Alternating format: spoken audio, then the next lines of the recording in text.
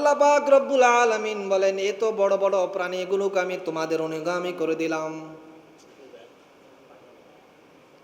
তোমাদের অনুগামী করে দিলাম। এগুলো তোমরা যেইভাবে করবা ওইভাবে হবে। এগুলো এই জন্য করেছি যাতে করে এগুলো জবাইয়ের সময় আমার নাম উচ্চারণ করো, আমার শুকর আদায় করো। এই জন্য আমি তোমাদের জন্য এত বড় নেয়ামত এই প্রাণীগুলোকে তোমাদের অনুগামী করে দিয়েছি। এই জন্য জবাইয়ের আগে নিয়তকে সহি করে নেওয়া, কোরবানি দেওয়ার আগে নিয়তকে কি করা? সহি করে নেওয়া। রসুল বলেন, আল্লাহ তাআলা আমাকে আদেশ করছেন, কুল ইন্নী উমিরতু আন আ'বুদাল্লাহ মুখলিসাল লাহুদ্দিন। আল্লাহ আমাকে যে বিষয়টা আদেশ করছেন সেটি হলো প্রতিটি ইবাদত যেন শুধুমাত্র আল্লাহর জন্য করি। فسبحان الذي لا يحصى امتنانه باللسان ولا بالقلم ونشهد أن لا إله إلا الله وحده لا شريك له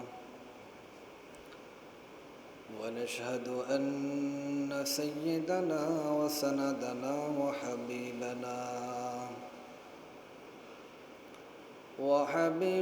وحبيب ربنا وشفيعنا وطبيبنا وطبيب قلوبنا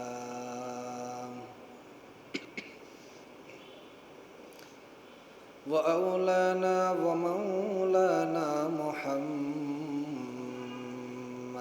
عبده ورسوله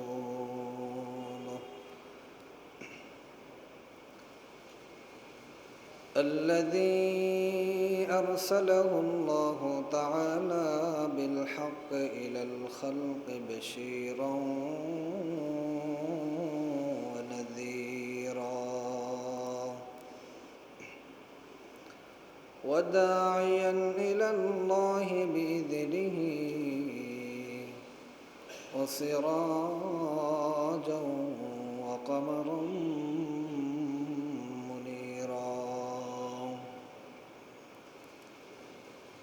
أما بعد فأعوذ بالله من الشيطان الرجيم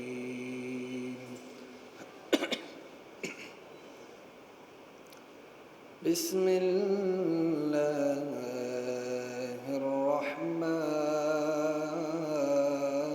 الرحيم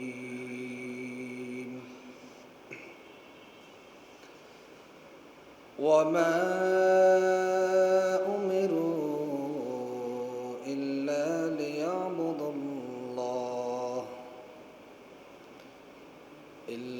ليعبدوا الله مخلصين له الدين وقال تعالى قل إن صلاتي ونسكي ومحياي ومماتي لله رب العالمين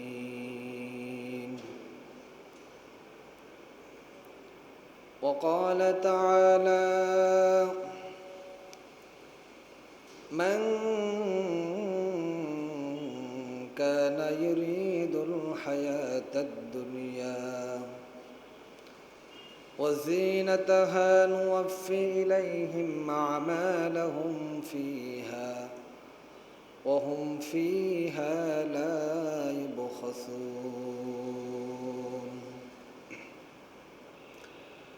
أولئك الذين ليس لهم في الآخرة إلا النار وحبط ما صنعوا فيها وباطل ما كانوا يعملون وعن أبي هريرة رضي الله تعالى عنه قال قال رسول الله صلى الله عليه وسلم إن الله لا ينظر إلى صوركم وأموالكم ولكن ينظر إلى قلوبكم وأعمالكم. وقال رسول الله صلى الله عليه وسلم: من فارق الدنيا على الإخلاص لله وحده وعبادته لا شريك له وإقام الصلاة وإيتاء الزكاة مات والله عنه راض، أو كما قال عليه الصلاة والسلام. صدق الله مولانا العظيم وصدق رسوله النبي الكريم، ونحن على ذلك لمن الشاهدين والشاكرين والذاكرين، والحمد لله رب العالمين. আমরা সকলেই মুহাব্বতের সহিত দুরূদ শরীফ পড়ি। اللهم صل على محمد وعلى آل محمد كما صليت على إبراهيم وعلى آل إبراهيم إنك حميد مجيد. اللهم بارك على محمد وعلى آل محمد كما باركت على إبراهيم وعلى آل إبراهيم إنك حميد مجيد.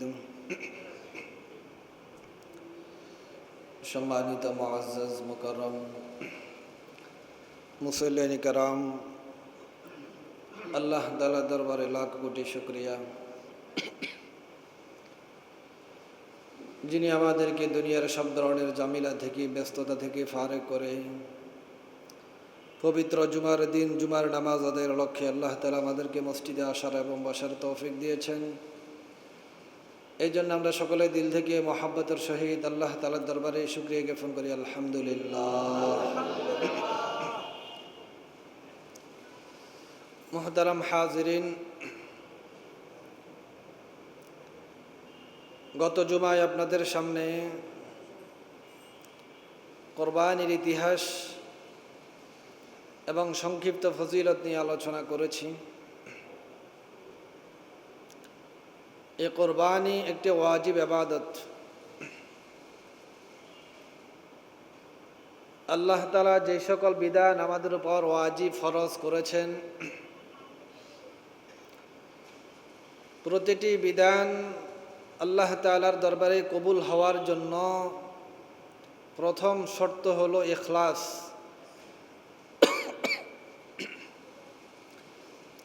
নিয়ত সহিহ হতে হবে, সঠিক নিয়ত থাকতে হবে, ইখলাস নিয়ত থাকতে হবে। আপনাদের সামনে আজকে ইখলাসের গুরুত্ব এবং তাৎপর্য নিয়ে অল্প সময়ে কোরআন ও হাদিস থেকে আলোচনা করবে ইনশাআল্লাহ।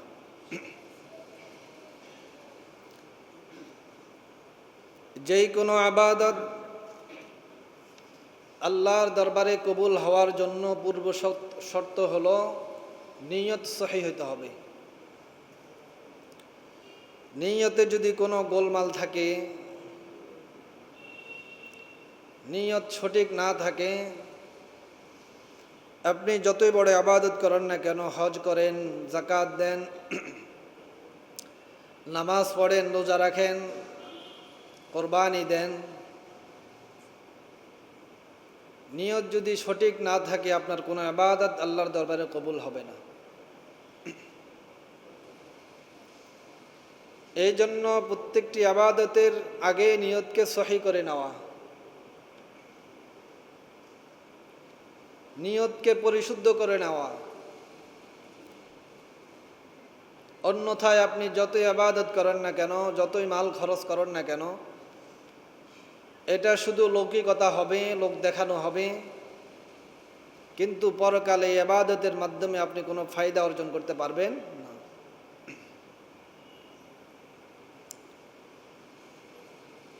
বুখারীর ৭ নম্বর হাদিস, আমিরুল মুমিনিন ওমর ইবনুল খাত্তাব রাদিয়াল্লাহু তাআলা আনহু হাদিস বর্ণনা করেন। তিনি বলেন, আল্লাহ রাসূল সাল্লাল্লাহু আলাইহি ওয়াসাল্লাম ইবাদত আল্লাহর দরবারে কবুল হওয়ার মূলনীতি বর্ণনা করে দিয়েছেন।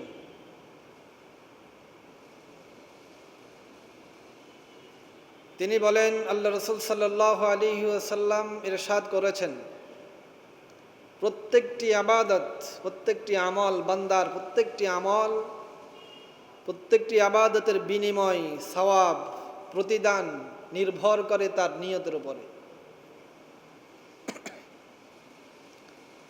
তার নিয়ত যদি আল্লাহকে সন্তুষ্ট করা হয়, রাসূলের তরিকা অনুযায়ী চলা উদ্দেশ্য হয়, তো আল্লাহ তাআলা তার এই নিয়তের কারণে তার ইবাদত কবুল করে নেন।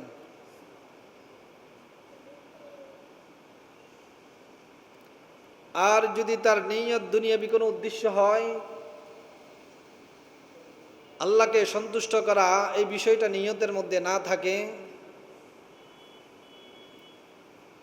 তো তার ইবাদত দুনিয়া অর্জন হবে, কিন্তু আখিরাতে আল্লাহর নৈকট্য, আল্লাহর সন্তুষ্টি, আল্লাহ যে এই ইবাদত কখনো কবুল করবেন না। এর কোনো প্রতিদান আপনি আখিরাতে আল্লাহর কাছে পাবেন না। আল্লাহ পাক রব্বুল আলামিন সূরা আনআমের একটি আয়াতে বলেন, নিয়তের উপর নির্ভর করে আমি প্রত্যেকটি বান্দার আমলের প্রথম যেই নেকি লেখা শুরু করি, প্রতিটি আমলের সর্বনিম্ন নেকি হলো 10 নেকি। বলেন সুবহানাল্লাহ। যদি নিয়ত সঠিক থাকে তো সর্বনিম্ন আল্লাহ তাআলা বলেন, একটি আমল করবে আমার বান্দা, তার আমল নামায় আমি 10টি নেকি, 10টি আমল করার সওয়াব তার আমল নামায় দিয়ে দিই। এর ব্যতিক্রম আল্লাহ তাআলা বলেন, কিন্তু গুনার ক্ষেত্রে আমি বান্দার উপর এমন রহমশীল, এমন দয়াল, এমন দয়াবান, গুনার ক্ষেত্রে গুনাহ একটা করবে, একটা গুনাহই লেখা হবে। গুনার ক্ষেত্রে কোনো একাধিক গুনাহ লেখা হবে না। একটাই গুনাহ করছে, তার আমল নামায় একটাই গুনাহ লেখা হয়। কিন্তু সওয়াবের ক্ষেত্রে আল্লাহ বলেন, যদি তার নিয়ত ঠিক থাকে তো তার সর্বনিম্ন একটা ইবাদতের, একটা আমলের সওয়াব হলো 10 গুণ। বলেন সুবহানাল্লাহ। আল্লাহ পাক রব্বুল আলামিন ইরশাদ করেন, মান জাআ বিল হাসানাতি ফালাহু আশরু আমসালিহা ওয়া মান জাআ বিস সাইয়্যাতি ফালা ইউজজা ইল্লা মিসলুহা ওয়া হুম লা ইউযলামুন। আল্লাহ পাক রব্বুল আলামিন বলেন, আমার বান্দা একটা নেকি করবে, একটা ভালো আমল করবে, তো তার সর্বনিম্ন আমি 10 গুণ বাড়িয়ে তার আমল নামায় লিখে দিব। বলো সুবহানাল্লাহ। ওয়া মান জাআ বিস সাইয়্যাতি ফালা ইউজজা ইল্লা মিসলাহা ওয়া হুম লা ইউযলামুন। আল্লাহ বলেন, আমার বান্দা যখন শয়তানের ওয়াসওয়াসায় পড়ে গুনাহ করে ফেলে, তো গুনার ক্ষেত্রে শুধু একটাই গুনাহ লেখা হয়, দ্বিগুণ, ডাবল এরকম কোন গুনাহ আমার বান্দার আমল নামায় আমি লিখতে দিই না। বলেন সুবহানাল্লাহ। নেকির ক্ষেত্রে 10 গুণ, আর গুনার ক্ষেত্রে 1 গুণও না। যেই গুনাহ করছে শুধুমাত্র এটাই লেখা হবে। আল্লাহ বলেন, ওহুম লা ইউযলামুন। আমার বান্দার উপরে জুলুম তো করব না, আমি দয়ার মুআমালা করব কিয়ামতের দিন। তার সাথে দয়ার, রহমতের হিসাব নিকাশ আমি কিয়ামতের দিন তার থেকে নিব।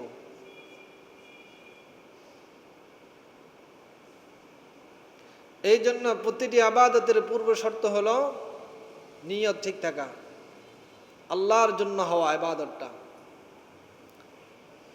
আল্লাহ তাআলা বলেন, কুল ইন্নানি হাদানি রব্বি ইলা সিরাতিম মুস্তাকিম। হে পয়গম্বর, আপনি বলুন যে আমার রব আমাকে সঠিক রাস্তার দিকে, সঠিক পথের দিকে পথ প্রদর্শন করেছে, সঠিক রাস্তা দেখাইছে, সিরাতে মুস্তাকিমের দিকে আমাকে পথ প্রদর্শন করেছে, ইরাদুত তরিক করেছে। দীনান কিয়ামাম মিল্লাতা ইব্রাহিম হানিফা, এমন সিরাতে মুস্তাকিম, এমন দিন যেই দিনটা ইব্রাহিম আলাইহিস সালাতু ওয়াস সালামের দিনের সাথে হুবহু মিল। আমাদের দিনের সাথে, আমাদের ধর্মের শরীয়তের বিধানের সাথে যে হজের বিধান পরিপূর্ণ ইব্রাহিম আলাইহিস সালাতু ওয়াস সালামের অনুসরণ। প্রতিটি ক্ষেত্রে হজের রোকন, হজের যে ফরজ বিধানগুলো আছে প্রত্যেকটির ক্ষেত্রে ইব্রাহিম আলাইহিস সালাতু ওয়াস সালামের অনুসরণ করা হচ্ছে।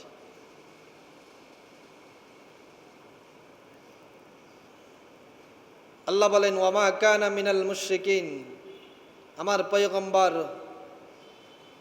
ইব্রাহিম তিনি কোনো মুশরিক ছিলেন না, মূর্তি পূজাকারী ছিলেন না, তিনি একমাত্র তাওহীদবাদী ছিলেন। এই কথা এই জন্য বললেন, মক্কার মুশরিকদেরকে যখন দাওয়াত দিল তখন তারা বলে যে আমরা ইব্রাহিম আলাইহিস সালাতু ওয়াস সালামের অনুসরণ করি, ওনাকে আমরা মানি। তখন আল্লাহ তাআলা আয়াত নাজিল করে জানিয়ে দিলেন, ইব্রাহিম তো মুশরিক ছিলেন না, তোমরা তো মুশরিক। আমার পয়গম্বর ইব্রাহিম তিনি তো শিরিক করতেন না, মূর্তি পূজা করতেন না, তোমরা তো মূর্তি পূজা করো, তো কিভাবে তোমরা ইব্রাহিমের অনুসারী দাবি করো? এরপর আল্লাহ তাআলা রাসূলকে বলেন, পয়গম্বর আপনি বলুন, কুল ইন্না সালাতি ওয়া নুসুকি ওয়া মাহইয়ায়া ওয়া মামাতি লিল্লাহি রাব্বিল আলামিন। আল্লাহ পাক রব্বুল আলামিন পয়গম্বরকে ডাক দিয়ে বলেন, পয়গম্বর আপনি বলুন, ইন্না সালাতি ওয়া নুসুকি, আমার নামাজ, আমার কোরবানি, আমার ইবাদত, আমার দান সদকা, আমার মৃত্যু, আমার মরণ, আমার জীবন সব কিছু একমাত্র আল্লাহর জন্য। মরতে হলে কার জন্য মরব? আল্লাহর জন্য। বাঁচতে হলে কার জন্য বাঁচব? আল্লাহর জন্য। আমার সম্পদ যদি উৎসর্গ করতে হয় তো আল্লাহর জন্য করব, আমার জান যদি উৎসর্গ করতে হয় আল্লাহর জন্য করব। দুনিয়ার সব কিছু করব একমাত্র আল্লাহকে সন্তুষ্টি করার জন্য। আল্লাহ তাআলা বলেন, ওয়া মামাতি লিল্লাহি রাব্বিল আলামিন, আমার সব কিছু, জীবন মরণ, জন্ম থেকে নিয়ে মৃত্যু পর্যন্ত প্রতিটি কাজ, প্রতিটি আমল, যিনি পৃথিবীর পালনকর্তা, যিনি পৃথিবীর মালিক, একমাত্র ওনার জন্যই হবে। এরপর আল্লাহ পাক রব্বুল আলামিন কোরবানির ক্ষেত্রে বলেন, আমার বান্দাদের জন্য আমি কোরবানি ওয়াজিব করেছি, সে জবাই করবে আমার সন্তুষ্টির জন্য। আবার এই কোরবানির পশুর গোশত আমি তার জন্য মেহমানদারির ব্যবস্থা করেছি। আমার কাছে কোরবানি কোনো পশুর গোশত পুষবে না, রক্ত পুষবে না, কোনো হাড্ডি কিছুই পুষবে না, সব কিছু সে তার কাছে থাকবে, সে ভক্ষণ করবে। শুধুমাত্র আমার কাছে একটাই পুষবে, সেটা হলো তার তাকওয়া, নিয়ত, ইখলাস। আল্লাহ পাক রব্বুল আলামিন বলেন, লাই ইয়ানালাল্লাহা লুহুমুহা ওয়ালা দিমাউহা ওয়ালাকিন ইয়ানালুহুত তাকওয়া মিনকুম কাযালিকা সাখখারাহা লাকুম লিতুকাব্বিরুল্লাহা আলা মা হাদাকুম ওয়াবাশশিরিল মুহসিনিন।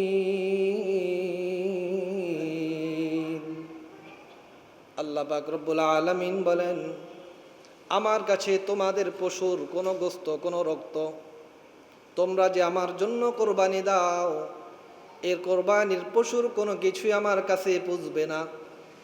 একমাত্র যেটা পুষবে সেটা হলো তোমাদের তাকওয়া, তোমাদের ইখলাস, তোমাদের নিয়ত। একমাত্র আমার কাছে পুষবে তোমাদের ইখলাস,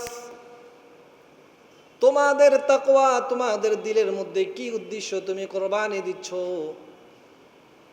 এই জিনিসটাই শুধুমাত্র আমার কাছে পুষবে। এরপর আল্লাহ পাক রব্বুল আলামিন বলেন, এই চতুষ্পদ জন্তুগুলোকে আমি তোমাদের অনুগামী করে দিলাম। কাযালিকা সাখখারাহা লাকুম লিতুকাব্বিরুল্লাহা আলা মা হাদাকুম। আল্লাহ বলেন, আমি এই বড় বড় চতুষ্পদ জন্তু, এত শক্তিশালী জন্তুগুলোকে, হায়াওয়ানগুলোকে আমার বান্দা ইনসানের জন্য, মানুষের জন্য আমি অনুগামী করে দিয়েছি। কিতাবের মধ্যে লেখে প্রতিটি প্রাণী জানে তার কোরবানি কালকে হবে, তাকে কালকে আল্লাহর জন্য, আল্লাহর সন্তুষ্টির জন্য জবাই করা হবে। এরপরও একটা প্রাণীও কিন্তু মালিকের ঘর থেকে পলায়ন করে না, তার উপর আক্রমণ করে না, কারণ আল্লাহ প্রতিটি প্রাণীকে, হাইওয়ানকে, গরু ছাগলকে আমাদের অনুগামী করে দিয়েছে। সাখখারাহা, আল্লাহ বলেন এগুলো তোমাদের অনুগামী করে দিয়েছে, তোমরা যেইভাবে করবা সেইভাবে হবে। এদের এমন শক্তি, চাইলে তাদেরকে আমি কোরবানির আগে জানিয়ে দিই, এরপরও তারা তোমাদের ঘর থেকে পলায়ন করে না, তোমাদের উপর আক্রমণ করে না, কারণ আমি এগুলোকে তোমাদের অনুগামী করে দিয়েছি। তোমরা যেইভাবে করবা এই প্রাণীগুলো ওইভাবে হবে। বলেন সুবহানাল্লাহ। আল্লাহ বলেন, এই যে প্রাণীগুলোকে আমি তোমাদের অনুগামী করে দিলাম, বিশাল বিশাল গরু, শক্তিশালী মহিষ, বড় বড় উটগুলোকে তোমাদের অনুগামী করে দিলাম, এই জন্য যাতে করে তোমরা আমার এই রিজিকের উপর আমার শুকরিয়া আদায় করো। কাযালিকা সাখখারাহা লাকুম লিতুকাব্বিরুল্লাহা আলা মা হাদাকুম, যাতে করে তোমরা আমার নাম উচ্চারণ করো। এগুলো জবাই করতে আমার নাম নিয়ে জবাই করবা। ওয়ালা তাকুলু মিম্মা লাম ইউযকার ইসমুল্লাহি আলাইহি, আল্লাহ বলেন যেই পশু আমার নাম নিয়ে জবাই করা হয় নাই, এই পশু তোমরা খাইতে পারবে না, এটা তোমাদের জন্য হারাম হয়ে গেছে। এই জন্য পশু জবাইয়ের ক্ষেত্রে সতর্ক থাকা, যাকে তাকে দিয়ে জবাই করা যাবে না। যে সঠিক জবাইয়ের নিয়ম জানে, সহিবা বিসমিল্লাহ পড়তে জানে, দোয়া পড়তে জানে, তাকে দিয়ে জবাই করা। আপনি যদি সঠিকভাবে বিসমিল্লাহ পড়তে পারেন, দোয়া পড়তে জানেন, নিয়ম জানেন, যেমন গরু জবাই করার সময় প্রতিটি প্রাণীর 4টা রগ থাকে, 2টা রক্তনালী, একটা খাদ্যনালী, একটা শ্বাসনালী। এই 4টা নালীর মধ্যে 3টা যদি কাটা যায় জবাই হয়ে যাবে, 3টা থেকে কম কাটা গেলে জবাই হবে না। 3টার কম 2টা কাটছে, গরু মারা গেছে, খাওয়া যাবে না। এই জন্য অনেক সতর্কতা, যারা জানে তাদের দিয়ে জবাই করা। নিজে জানলে ভালো, নিজের গরু নিজে জবাই করা, এটাই সবচাইতে উত্তম। কারণ আল্লাহ রাসূল সাল্লাল্লাহু আলাইহি ওয়াসাল্লাম জীবনের শেষ সময়, আখিরি বছর, তিনি 100টা উট দিয়ে কোরবানি দিয়েছেন। বলেন সুবহানাল্লাহ। পৃথিবীতে এমন ধনী আছে যে 100টা উট দিয়ে কোরবানি দেয়?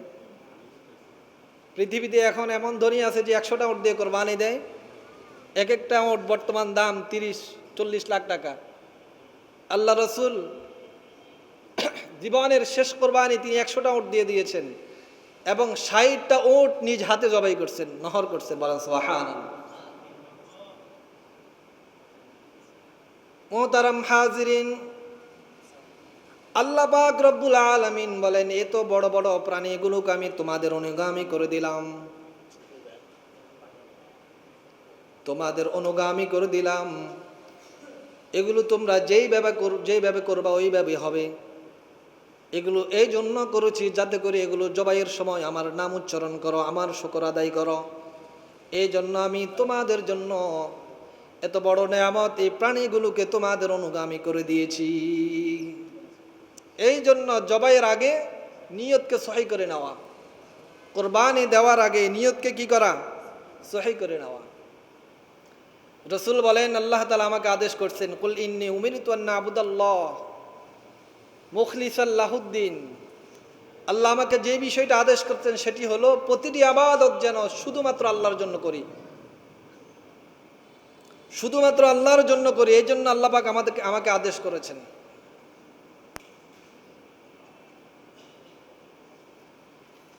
একটি বড় হাদিস আপনাদের সামনে,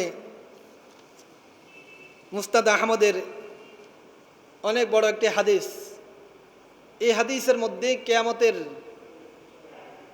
হিসাব নিকাশ নেবেন, এর মধ্যে 3 ব্যক্তির আলোচনা করেছেন। এমন 3 ব্যক্তি যাদের নিয়ত সহি ছিল না, নিয়ত খারাপ ছিল, কিন্তু তারা আমল করছে অনেক,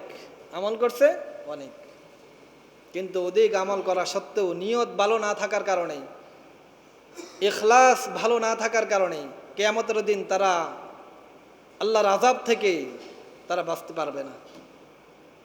হাদিসটা আপনাদের সামনে সংক্ষেপে আলোচনা করব।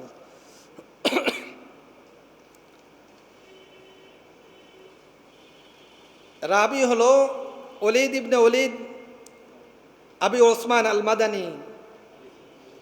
তিনি বলেন, আন্না উকবাতা ইবনে মুসলিমিন হাদ্দাসাহু আন্না শুফাইয়ান আল আসবাহিয়া হাদ্দাসাহু আন্নাহু دخل المدينة فإذا هو برجل قد اجتمع عليه الناس। ওলীদ ইবনে ওলীদ আবি ওসমান আল মাদানী তিনি বলেন, উকবা ইবনে মুসলিম তিনি হাদিস বর্ণনা করেন, আন্না শুফাইয়ান আল আসবাহিয়া তিনি তাকে হাদিস বর্ণনা করেন। তিনি বলেন, আন্নাহু দাখালাল মদিনাতা তিনি মদিনার মধ্যে প্রবেশ করলেন, মদিনা মুনাওয়ারাতে। তিনি বলেন, আমি যখন মদিনায় প্রবেশ করলাম, ফাইদা হুয়া বিরাজুলিন দেখলাম একজন লোক তিনি বসা আছে, তার আশেপাশে মানুষ একত্রিত হইয়াছে। ইজতামা আলাইহিন নাস। রাবি বলেন, আমি দেখলাম একজন লোক বসা আছে, তার চতুর্পাশে মানুষ একত্রিত হইয়াছে, যেন তিনি কি বলতেছেন, মানুষদেরকে বয়ান করতেছেন, হাদিস বর্ণনা করতেছেন। রাবি বলেন, আমি বললাম, মান হাদা ইনিকে। লোকেরা উপস্থিত লোকেরা বলল, ফাকালু আবু হুরায়রা। উপস্থিত সাহাবাই কেরাম বললেন, ইনি হলো আল্লাহর রাসূলের সাহাবী আবু হুরায়রা। ইনি হলেন আবু হুরায়রা, যিনি মানুষকে আল্লাহ রসুলের হাদিস রেওয়ায়েত করতেছেন, আল্লাহ রসুলের হাদিস শোনাচ্ছেন, হাদিস বর্ণনা করতেছেন। রাবি বলেন, ফাদানাইতু মিনহু আমি তার নিকটবর্তী গেলাম, হাত্তা কআদতু বাইনা ইয়াদাই তার সামনে বসলাম, আবু হুরায়রার সামনে বসলাম। ওয়া হুয়া ইউহাদ্দিসুন নাস। আবু হুরায়রা মানুষকে হাদিস শোনাচ্ছে, আল্লাহ রসুলের হাদিস বর্ণনা করতেছে। ফালাম্মা সাকাতা ওয়া খালা। যখন আবু হুরায়রা হাদিস বর্ণনা শেষ হলো, তিনি একাকিত্ব গ্রহণ করলেন, একটা কামরার মধ্যে তিনি প্রবেশ করলেন।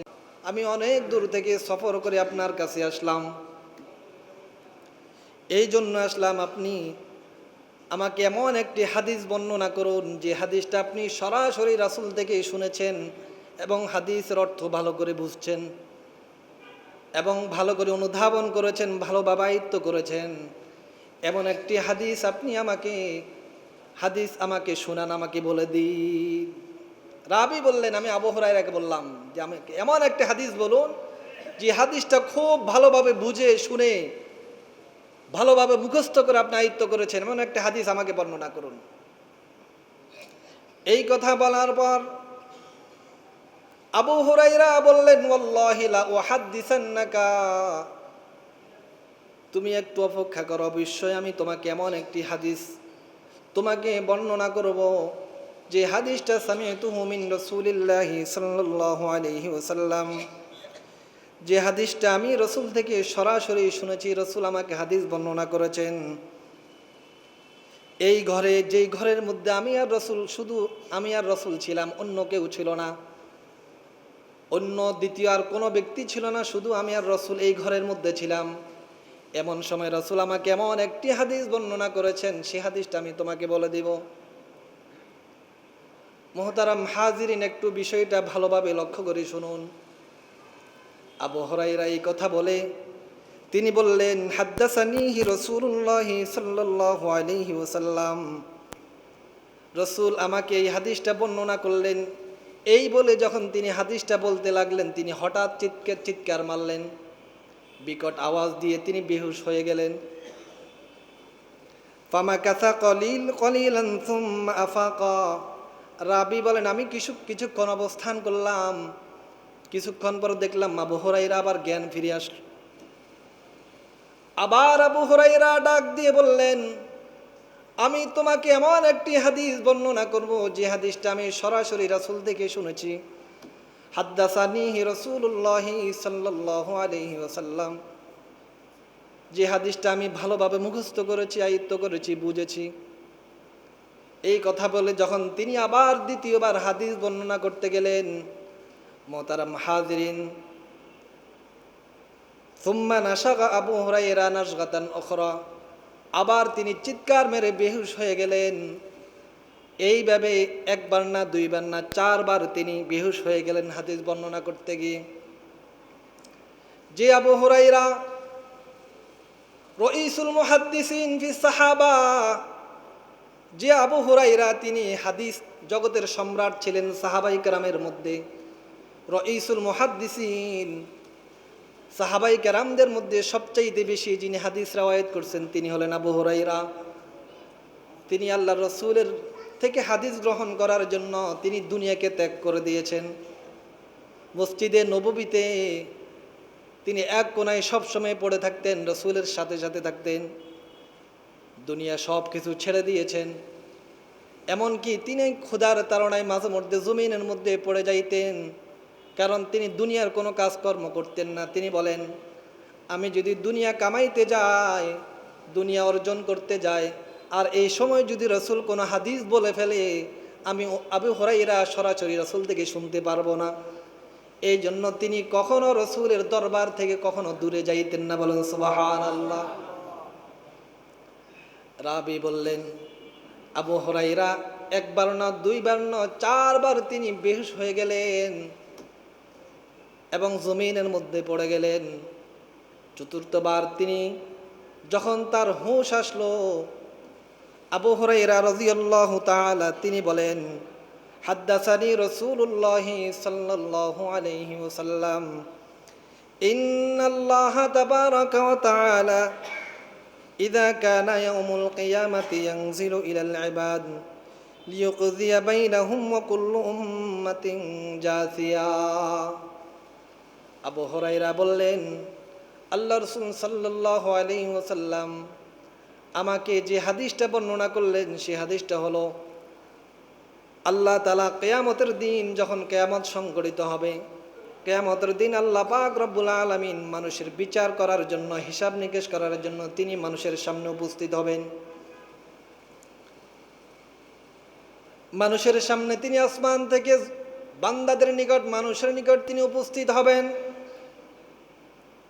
ওয়া কুল্লু উম্মাতিন জাসিয়া, আর ওই সময় পৃথিবীর সকল মানুষ, সকল উম্মত তাদের হাঁটুর উপরে অবনত হয়ে আল্লাহর দরবারে সুদাকতি করবে, আল্লাহ আমার হিসাবটা সহজ করে দাও।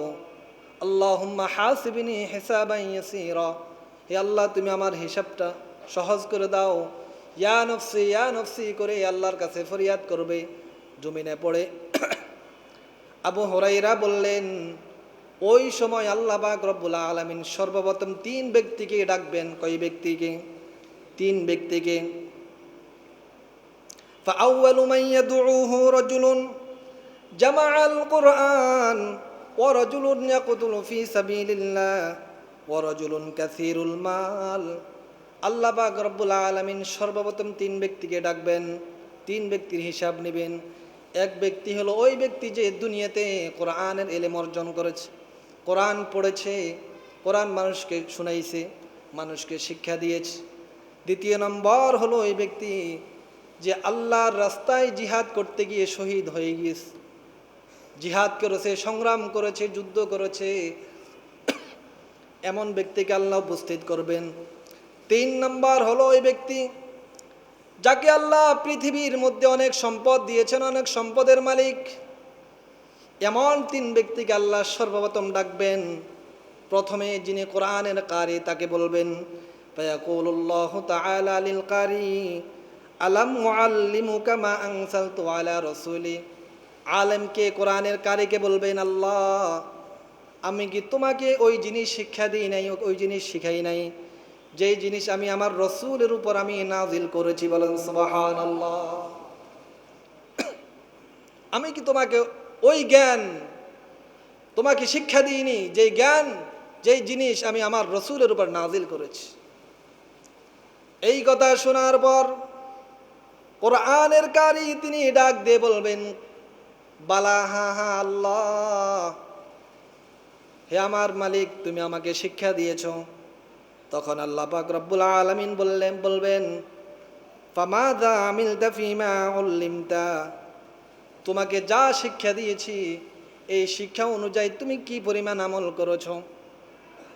তখন এই কোরআনের কারি, কোরআনের আলেম, কোরআনের হাফেজ সে আল্লাহকে বলবে, আল্লাহ কুনতু আকুমু বিহি আনা আল-লাইলি ওয়া আনা আন-নাহার, আল্লাহ আমি এই কোরআন নিয়ে রাত দিন 24 ঘন্টা সকাল সন্ধ্যা এগুলো মানুষকে শিক্ষা দিয়েছি। সব সময় কোরআন নিয়ে পড়ে থাকতাম, কোরআন নিয়ে গবেষণা করতাম, শুধুমাত্র তোমার সন্তুষ্টির জন্য। আল্লাহ জীবনের প্রতিটি সময় আমি কোরআন নিয়ে কাটিয়ে দিয়েছি, তো শুধুমাত্র তোমার সন্তুষ্টির জন্য। আল্লাহ পাক রব্বুল আলামিন তখন ডাক দিয়ে বলবেন, ফায়াকুলুল্লাহু তাআলা কাযাবতা, আল্লাহ বলবেন তুমি মিথ্যাবাদী, তোমার এই কথাই তুমি মিথ্যাবাদী। আল্লাহ যখন বলবেন তুমি মিথ্যাবাদী, আল্লাহর সাথে সাথে ওয়াতাকুলুল মালাইকা কাযাবতা, ফেরেশতারাও বলবে তুমি মিথ্যাবাদী। আল্লাহ বলবেন তুমি দুনিয়ার মধ্যে কোরআন আমার সন্তুষ্টির জন্য শিখো নাই, দ্বীনের জ্ঞান আমার সন্তুষ্টির জন্য শিখে নাই। মানুষ তোমাকে বড় কারি বলবে, বড় হাফেজ বলবে, বড় মুফতি বলবে, বড় মুহাদ্দিস বলবে, বড় মুফাসসির বলবে, অথবা তুমি দ্বীনের জ্ঞান শিখেছ মানুষের উপর বাহাদুরি করার জন্য। মানুষ তোমাকে জ্ঞানী বলবে মানুষের ভুল ধরার জন্য, কোনো আলেমের ভুল ধরার জন্য, যাতে করে তোমাকে মানুষ জ্ঞানী বলে, তোমাকে অনেক পণ্ডিত বলে, এই জন্যই তুমি জ্ঞান অর্জন করেছ।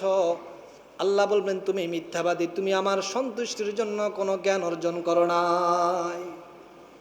আল্লাহর বলার সাথে সাথে আসমানের মুকাররবিন ফেরেশতারাও বলবে কাযাবতা, যে তুমি মিথ্যাবাদী,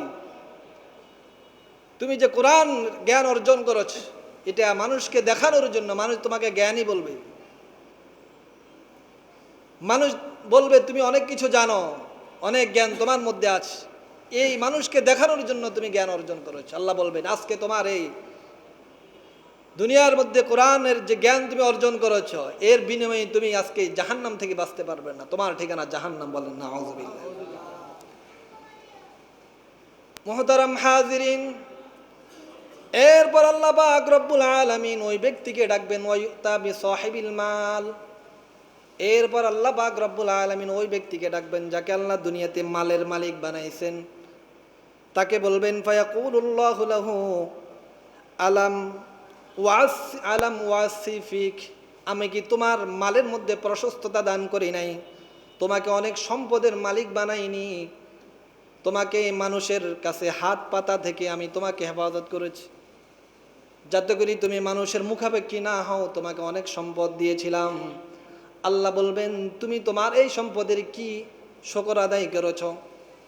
এই সম্পদের কি, এই সম্পদ নিয়ে তুমি কি আমল করেছিলে, কোথায় ব্যয় করেছ? তখন এই ব্যক্তি বলবে আল্লাহ আসিলুর রেহমা ওয়া উতাসাদ্দিকু, আল্লাহ আমি এই সম্পদ দিয়ে আমি দুনিয়াতে আমার আত্মীয় স্বজনকে দিয়েছিলাম, গরিবদেরকে দিয়েছিলাম, আল্লাহ দান সদকা করেছিলাম, মসজিদ মাদ্রাসা দিয়েছিলাম, হজ করেছিলাম, যাকাত দিয়েছিলাম, কোরবানি করেছিলাম, শুধুমাত্র তোমার সন্তুষ্টির জন্য। আল্লাহ পাক রব্বুল আলামিন তার এই কথা শুনে বলবে কাযাবতা ইয়া আবদি ওয়া তাকুলুল মালাইকাতা কাযাবতা, আল্লাহ ডাক দিয়ে বলবেন তুমি মিথ্যাবাদী, ফেরেশতারাও ডাক দিয়ে তাকে বলবে তুমি মিথ্যাবাদী, তুমি আল্লাহর সন্তুষ্টির জন্য কোনো মাল খরচ করনি, তুমি হজ করেছো, মানুষ তোমাকে হাজি বলবে। ওয়ালাকিন বাল আরাদতা আন ইউকাল ফুলানুন জাওয়াদুন ফাকাদ কিলা যাক। আল্লাহ বলবেন তুমি এই জন্য তুমি মাল খরচ করেছো, মানুষ তোমাকে দানবীর বলবে, শিল্পপতি বলবে, হাজি বলবে, যাকাত দাতা বলবে, বড় দানবীর বলবে। তুমি বড় কোরবানি, বড় গরু দিয়ে কোরবানি দিচ্ছ মানুষকে দেখানোর জন্য, আমার সন্তুষ্টির জন্য তুমি দাও নাই। মানুষ তোমাকে অনেক টাকাওয়ালা বলবে। এই উদ্দেশ্যেই তুমি করেছো, আর তোমার উদ্দেশ্য দুনিয়াতে হাসিল হয়ে গিয়েছে। আজকে তোমার এই আমলের বিনিময় তুমি আমার কাছে আজকে তুমি কোনো বিনিময় পাবে না, কোনো বিনিময় আজকে তোমার জন্য নাই।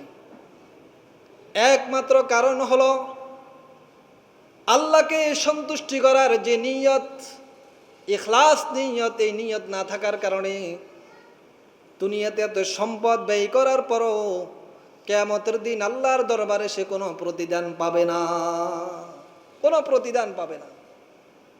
আল্লাহ বলবেন তোমাকে মানুষ বড় পয়সাওয়ালা বলবে, দানবীর বলবে, কোটিপতি বলবে, মানুষকে দেখানোর জন্য তুমি করেছ। তোমার দিলের অবস্থা অন্য কেউ না জানলেও আমি তো জানি। এই জন্য তোমার যে মাকসাদ এটা দুনিয়াতে হাসিল হয়ে গেছে, আজকে আমার কাছে কিছু পাবে না। মুহতারাম হাজিরিন, এরপর 3 নম্বর ওয়ায়ুতা বিল্লাযী কুতিলা ফি সাবিলিল্লাহ। 3 নম্বর ওই ব্যক্তিকে ডাকা হবে যে আল্লাহর রাস্তায় শহীদ হয়েছে, রক্ত দিয়েছে, যুদ্ধ করেছে, সংগ্রাম করেছে। এই ব্যক্তিকে আল্লাহ পাক রব্বুল আলামিন বলবেন তুমি আমার জন্য কি করেছ? তখন সে বলবে আল্লাহ তোমার সন্তুষ্টির জন্য আমি দুনিয়ার মধ্যে জিহাদ করেছি, সংগ্রাম করেছি, দ্বীনের জন্য সংগ্রাম করেছি, দেশের জন্য সংগ্রাম করেছি, যুদ্ধ করেছি তোমার সন্তুষ্টির জন্য। আল্লাহ পাক রব্বুল আলামিন এই কথা শুনে বলবে কাযাবতা ওয়া তাকুলুল মালাইকাতা কাযাবতা। আল্লাহ বলবেন তুমি মিথ্যাবাদী, ফেরেশতারাও বলবে তুমি মিথ্যাবাদী। বাল আরাদতা আন ইয়াকুল ফুলানুন, বরং তুমি এই জন্য জিহাদ করেছো, সংগ্রাম করেছো, যুদ্ধ করেছো যাতে করি মানুষ তোমাকে বলে জারিউন, অনেক বড় যুদ্ধ, অনেক বড় সংগ্রামকারী, মুক্তিযোদ্ধা, জিহাদকারী, মুজাহিদ, মানুষ তোমাকে বলবে। এই জন্য তুমি জমিনের মধ্যে তুমি সংগ্রাম করেছো, রক্ত দিয়েছো, আমার সন্তুষ্টির জন্য তুমি দাও নাই। তুমি দেশের জন্য সংগ্রাম করেছো, তোমাকে মুক্তিযোদ্ধা বলবে। তুমি দ্বীনের জন্য সংগ্রাম করেছো, মানুষ তোমাকে বড় শহীদ বলবে, মুজাহিদ বলবে, গাজী বলবে। তুমি আমার সন্তুষ্টির জন্য করো নাই। এই জন্য আজকে তোমার যেই উদ্দেশ্য এটা দুনিয়াতে হাসিল হয়ে গিয়েছে, দুনিয়াতে অর্জন হয়ে গিয়েছে। আমার কাছে আজকে তোমার এই সংগ্রামের কোনো বিনিময়, কোনো প্রতিদান আমার কাছে তোমার জন্য নেই, কোনো প্রতিদান আজকে তোমার জন্য নেই।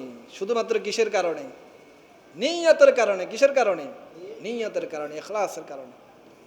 আল্লাহ পাক রব্বুল আলামিন এর জন্য বলেন মান কানা ইউরিদুল হায়াতাদ দুনিয়া ওয়া যিনাতাহা নুওয়াফি ইলাইহিম আমালাহুম ফিহা ওয়া হুম ফিহা লা ইউবখাসুন। আল্লাহ পাক রব্বুল আলামিন বলেন যেই ব্যক্তি আখিরাতের কাজ করে দুনিয়া অর্জনের জন্য, দুনিয়া কামানোর জন্য, যে যার উদ্দেশ্য, যার মাকসাদ হলো সব সময় একটাই, সেটা হলো দুনিয়া কামানো, দুনিয়া উদ্দেশ্য। আল্লাহ বলেন আমি তাকে দুনিয়াতে ভরপুর করে দিয়ে দিই, তাকে দুনিয়ার মধ্যে কোনোভাবে কমতি রাখি না। কিন্তু উলাইকা লাহুম ফিল আখিরাতি ইল্লান নার, আল্লাহ বলেন কিন্তু এই ব্যক্তির জন্য আখিরাতে আগুন ছাড়া, জাহান্নাম ছাড়া তার জন্য আর কোনো কিছু বাকি থাকে না।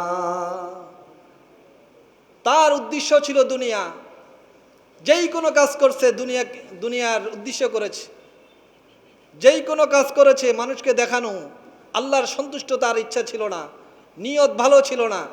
আল্লাহ বলেন এমন ব্যক্তি যতই ইবাদত করুক না কেন দুনিয়াতে পাবে, দুনিয়াতে মানুষ তাকে অনেক সম্মান করবে, কিন্তু পরকালে আল্লাহ বলেন উলাইকাল্লাযীনা লাহুম ফিল আখিরাতি ইল্লান নার, এদের জন্য পরকালে জাহান্নাম ছাড়া আর কোনো প্রতিদান এদের জন্য নেই। বলেন নাউযুবিল্লাহ।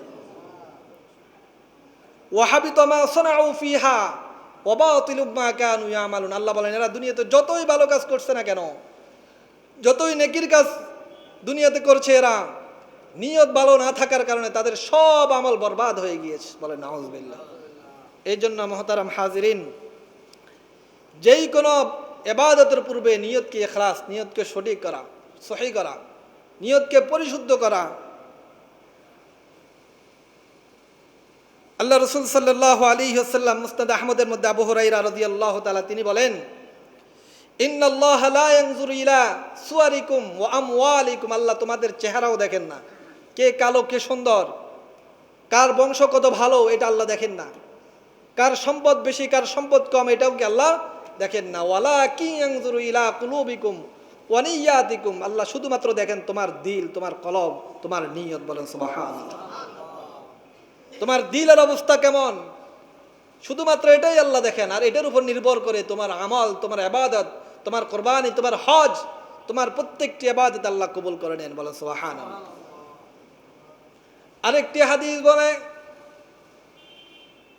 আপনাদের সামনে আলোচনা শেষ করব। আল্লাহ রাসূল সাল্লাল্লাহু আলাইহি ওয়াসাল্লাম বলেন, তাআওয়াযু বিল্লাহি মিন ওয়াদিল হুজমিন হুব্বিল হুজনি। বিশ্বনবী সাল্লাল্লাহু আলাইহি ওয়াসাল্লাম সাহাবায়ে কেরামদেরকে ডাক দিয়ে বলেন, তাআওয়াযু বিল্লাহি মিন হুব্বিল হুজুন। তোমরা হুব্বে হুজুন থেকে তোমরা নিজেদেরকে আল্লাহর কাছ থেকে পানা চাও।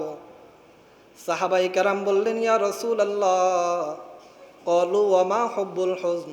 হুব্বুল হুজুন কি? বিশ্বনবী সাল্লাল্লাহু আলাইহি ওয়াসাল্লাম বললেন, ক্বালা হুয়া ওয়াদিন ফি জাহান্নাম। হুব্বুল হুজুন হলো জাহান্নামের মধ্যে একটি জায়গা। জাহান্নামের একটি জাহান্নামের নাম হলো হুব্বুল হুজুন। তাতাআওয়াযু মিনহু জাহান্নাম কুল্লা ইয়াউমিন 400 মাররা। যে জাহান্নামের জায়গা থেকে জাহান্নাম স্বয়ং ওই জায়গা থেকে প্রতিদিন 400 বারের অধিক আল্লাহর কাছে পানা চায়। এমন ভয়ঙ্কর জায়গা, এমন ভয়ঙ্কর জাহান্নাম, যে জাহান্নাম থেকেও জাহান্নাম মুক্তি আল্লাহর কাছে পানা চায়। আল্লাহ হুব্বুল হুজুন থেকে আমাদেরকে বাঁচাও। এত কঠিন ভয়ঙ্কর জাহান্নাম, যে জায়গা থেকে স্বয়ং জাহান্নামে আল্লাহর কাছে প্রতিদিন 400 বারের অধিক আল্লাহর কাছে পানা চাই। সাহাবায়ে কেরাম জিজ্ঞাসা করলেন, ইয়া রাসূলুল্লাহ, ওয়া মান ইয়াদখুলুহু। এমন ভয়ঙ্কর জাহান্নামের মধ্যে, এমন ভয়ঙ্কর জায়গার মধ্যে কে প্রবেশ করবে? বিশ্বনবী সাল্লাল্লাহু আলাইহি ওয়াসাল্লাম বললেন, আল কুররাউল মারাউনা বিআমালিহিম। এমন কঠিন ভয়ঙ্কর জাহান্নামের মধ্যে ওই সকল ব্যক্তিরা প্রবেশ করবে যারা শুধুমাত্র মানুষকে দেখানোর জন্য, মানুষের প্রশংসা পাওয়ার জন্য ইবাদত করত। শুধুমাত্র মানুষকে দেখানোর জন্য, মানুষের প্রশংসা পাওয়ার জন্য, মানুষের সম্মান পাওয়ার জন্য ইবাদত করতে। যেই কোনো ইবাদত, লৌকিকতা, মানুষকে দেখানো, এটাই তাদের মাকসাদ ছিল। এদের জন্য আল্লাহ পাক রব্বুল আলামিন এই কঠিন জাহান্নামকে আল্লাহ তৈরি করে রেখেছেন। বলেন নাউযুবিল্লাহ। এই জন্য মুহতারাম হাজিরিন, নিয়তকে পরিশুদ্ধ করা। আপনি কত বড় গরু দিচ্ছেন, কত লাখ টাকার, এটা আল্লাহ দেখবেন না। আল্লাহ দেখবেন কি? নিয়ত, আপনার ইখলাস। ইখলাস যদি ঠিক থাকে, 10,000 টাকার একটা বকরি, ছাগল আল্লাহ কবুল করে নেবেন। আর যদি নিয়ত ঠিক না থাকে, আপনি 10 লক্ষ টাকা দিয়ে যদি গরু কিনেন, প্রাণী কিনেন, আপনার এই কোরবানি আল্লাহর কাছে কোনো মূল্য নেই, কোনো মূল্য, কোনো বিনিময় আপনি আল্লাহর কাছে পাবেন না।